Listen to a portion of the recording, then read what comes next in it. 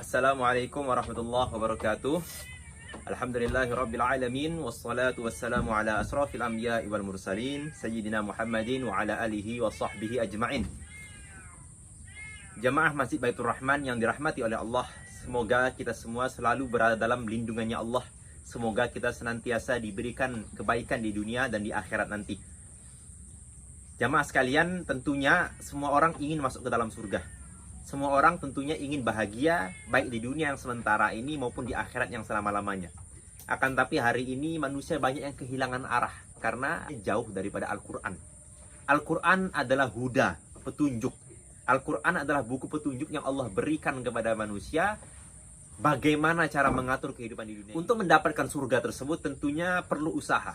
Surga itu perlu kerja keras untuk mendapatkannya. Kalaulah untuk mendapatkan dunia ini saja yang sementara, ini perlu usaha mati-matian untuk bisa bangun rumah yang bagus, untuk bisa hidup yang enak.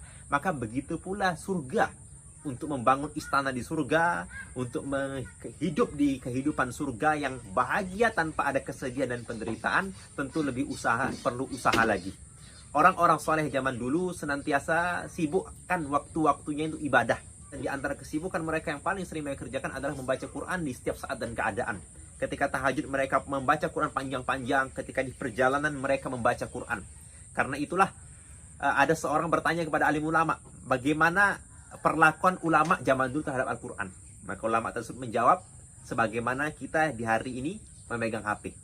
Hari ini manusia mampu duduk di depan HP-nya berjam-jam, mampu duduk di depan laptopnya berjam-jam, mampu duduk di warung kopi berjam-jam.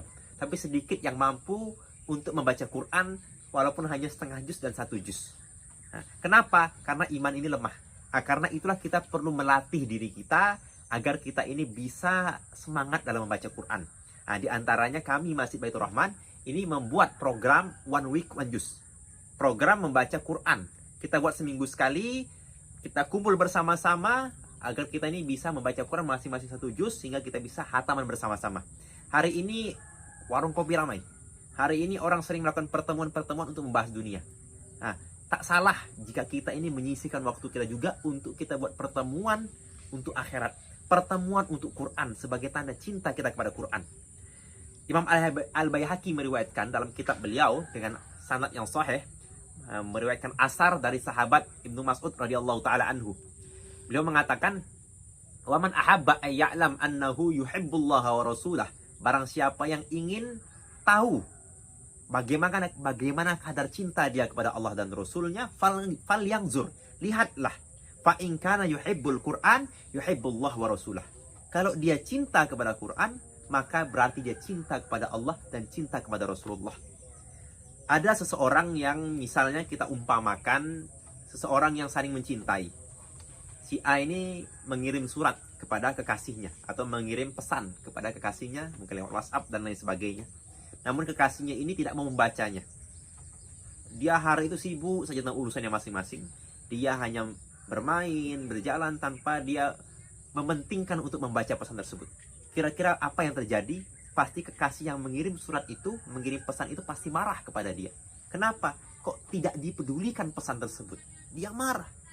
Dia akan memvonis dalam hatinya orang tersebut tidak mencintainya. Nah, ini hanya perumpamaan makhluk dengan makhluk. Bayangkan, Allah Subhanahu wa Ta'ala, zat yang mencintai kita, yang menciptakan kita, yang memberi rezeki kepada kita, yang memberikan kita iman. Ini mengirim pesan kepada kita lewat Al-Quran, namun jangankan mengamalkannya, membacanya pun kita malas. Na'udzubillahi min dzalik. Karena itulah saya mengajak untuk sama-sama kita ini kembali kepada Quran.